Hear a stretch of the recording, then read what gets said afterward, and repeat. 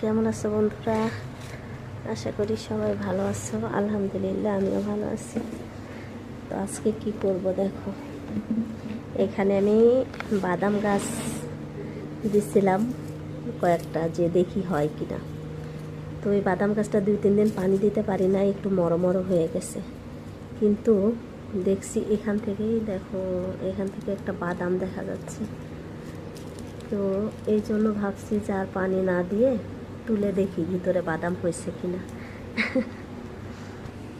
তো বন্ধুরা দেখো, এই যে বাদাম হয়েছে। আলহামদুলিল্লাহ আলহামদুলিল্লাহ বাদাম হয়েছে। আর এই বাদামগুলো মানে এত তাড়াতাড়ি হয় চিন্তাই করা যায় না। তো যাই হোক, এরপর থেকে আমি বাদাম লাগাবো, দেখা যাক কি হয়। এরপর থেকে ইনশাল্লাহ লাগাবো।